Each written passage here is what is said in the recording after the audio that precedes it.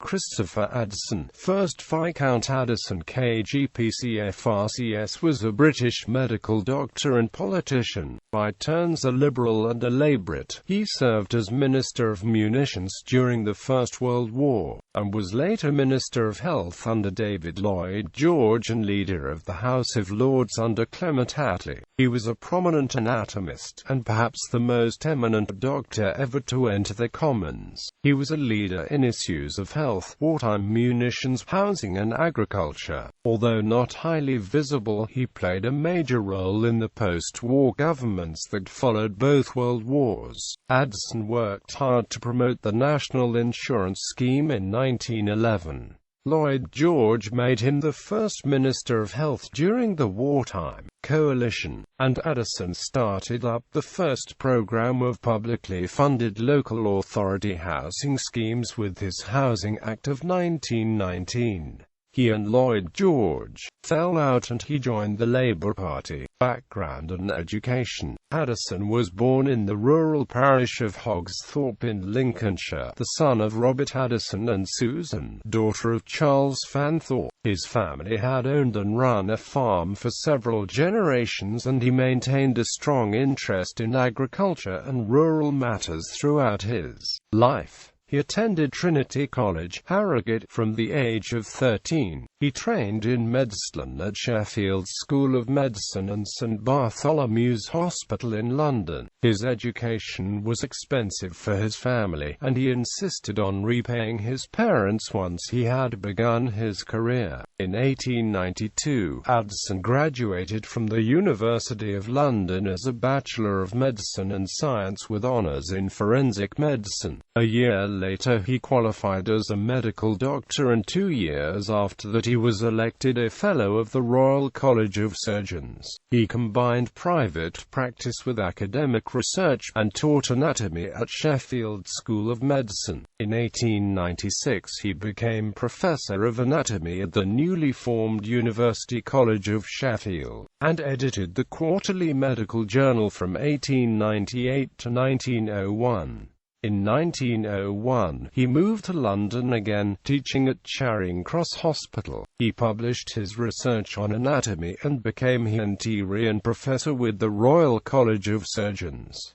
Political career. Motivated by concern for the treatment of the poor, and that the effects of poverty on health could be fought only by governments, not by doctors, Addison entered politics. He was adopted as Liberal candidate for Hoxton, Shoreditch, in 1907, and was duly elected in the January 1910 general election. The Chancellor of the Exchequer, David Lloyd George, noted Addison's medical background and asked him to speak in support of the 1911 National Insurance Bill, both in Parliament and with the British Medical Association. In August 1914, he was appointed Parliamentary Secretary to the Board of Education under Jack Pease. His work here was largely concerned with improving the health and welfare of children, but was cut short following the outbreak of the First World War.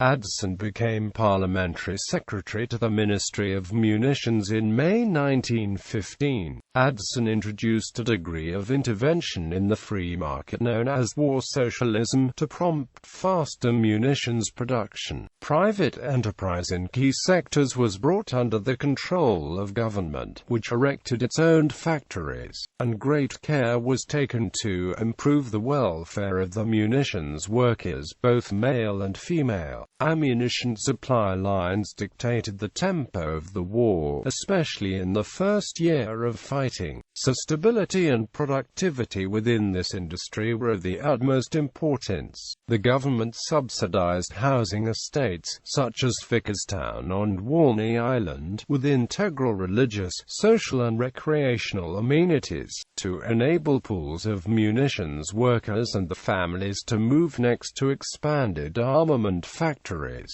Raymond Unwin, an influential civil servant from this time, injected some of the late Victorian, utopian, Fabian philosophy of garden suburbs and ideals for the cheap cottages movement launched in 1905. With hindsight, this may be seen as something of a prototype of the municipal housing that followed in the post-war period and the beginnings of town planning as an accepted concern of the state. Fellow idealists might well have regretted the design, layout and landscaping compromises inevitably struck in the pursuit of rapid construction to support homeland defense as an overriding priority. Improved dimensions of kitchens, bathrooms and gardens for working-class houses might also be seen as a response to a more equal valuation of women as competent industrial workers and a political force. The Ministry of Munitions was a new ministry, created and headed by Lloyd George to rapidly improve and increase production of munitions. Working conditions were improved in the new, state-owned industry, and Addison created and implemented schemes that greatly increased the efficiency of production. He became a Privy Councillor and was promoted to Minister of Munitions when Lloyd George became Minister of War in July 1916. He supported Lloyd George against the Prime Minister, H. Asquith, at the end of 1916, and continued into the new coalition cabinet. Post-war planning. In July 1917, he became a minister without portfolio with responsibility for analyzing the problems that Britain would face after the war and preparing plans for reconstruction. He worked with Arthur Greenwood to develop programs for sweeping social reforms. Perhaps Addison's greatest achievement was the establishment of a costing system which by the end of the war he had saved an estimated £440 million. Addison's Hoxton constituency was abolished for the 1918 general election when he was elected for the new Shoreditch constituency. Although Lloyd George was increasingly influenced by the Conservative members of his coalition government, Addison's plans formed the basis of much post-war legislation. Addison became president of the local government board in January 1919, with the goal of transforming it into a Ministry of Health. He became the first Minister of Health in June. He was responsible for a great deal of social legislation, including the first Housing and Town Planning Act, under which the state built low-rent homes for the working class. Addison also reviewed and increased the provisions of the national insurance system, and introduced programs to improve healthcare and training. However, he presided over large increases in public spending, and this raised the ire of conservatives in the government. He was moved from the Ministry of Health in April 1921, becoming minister without portfolio. Addison resigned in July 1921 when a cabinet committee decided to halt the housing construction scheme altogether. He subsequently became a strong critic of the government. Addison lost his seat in the 1922 general election. Since the end of the war, he had found himself increasingly detached from both warring factions of the Liberal Party. His belief in social reform and progressive policies brought him close to the socialism of the Labour Party, and he campaigned for Labour candidates at the 1923 general election. During this time he returned to his family farm and published a number of books, including The Betrayal of the Slums, on the link between poor housing and poor health, and Practical Socialism. He stood unsuccessfully as Labour's candidate in the constituency of Hammersmith South for the 1924 general election, before winning the Swindon constituency in Wiltshire at the 1929 general election. Ramsay MacDonald appointed Addison as Parliamentary Secretary to the Ministry of Agriculture in 1929. He served under Noel Buxton, and succeeded him as Minister of Agriculture in June 1930.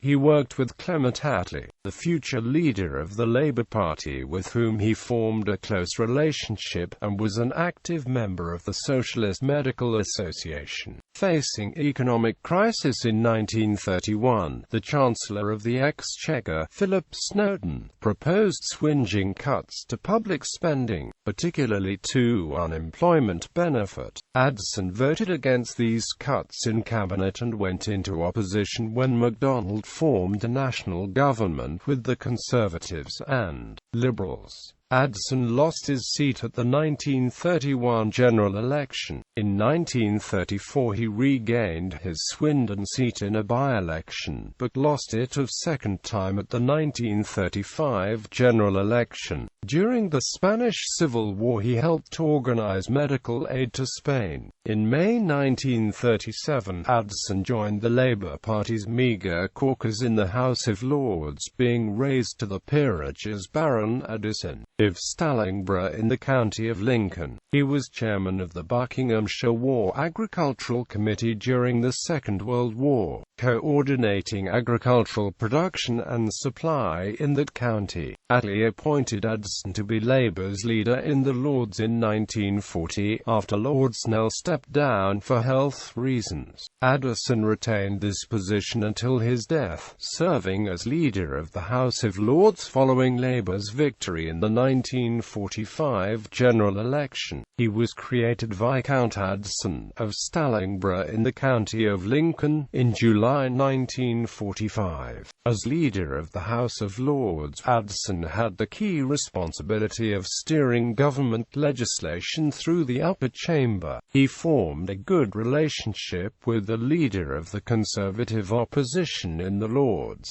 the Marquess of Salisbury. Through general consultation, Addison developed new guidelines for peers, particularly with regard to declaration of interests. He was also Secretary of State for Dominion Affairs in Attlee's first cabinet, directing the transformation of the Dominion Affairs Office into the Office of Commonwealth Relations and playing an instrumental role in Labour's early anti-imperialist policies and the strengthening of the British Commonwealth. In 1946, he became the first Labour politician to be made a Knight of the Garter. As his health began to deteriorate, he withdrew from foreign affairs in 1947, subsequently holding a number of sinecure positions in combination with his leadership of the Lords, until Labour lost office in October 1951. Styles of address: 1869 to 1895, Mr. Christopher Addison. 1895 to 1910, Mr. Christopher Addison, FRCS. 1910 to 1916, Mr. Christopher Addison, MP, FRCS. 1916 to 1922, the Artie Hon Christopher Addison, MP, FRCS. 1922 to 1929, the Artie Hon Christopher Addison, FRCS. 1929 to 1931, the Artie Hon Christopher Addison, MP, FRCS. 1931 to 1934, the Artie Hon Christopher Addison, FRCS. 1934 1935, the Artie Hon Christopher Addison, MP, FRCS. 1935 to 1937, the Artie Hon Christopher Addison, FRCS. 1937 to 1945, the Artie Hon the Lord Addison, PC, FRCS. 1945 1946, the Artie Hon the Viscount Addison, PC, FRCS. 1946 to 1951, the Artie Hon the Viscount Addison, KGPC, FRCS. Family: Lord Addison married firstly Isabel, daughter of Archibald Grey, in 1902. They had 2 daughters and 3 sons. Isabel, the daughter of a wealthy Scottish businessman and shipping agent, supported her husband morally and financially when he embarked upon a career in politics. After her death in 1934, Addison married secondly Dorothy, daughter of Frederick Percy Lowe, in 1937. Lord Addison died in December 1951, aged 82, only 2 months after the end of his political career. He was succeeded in his titles by his eldest son, Christopher. Lady Addison died in September 1982.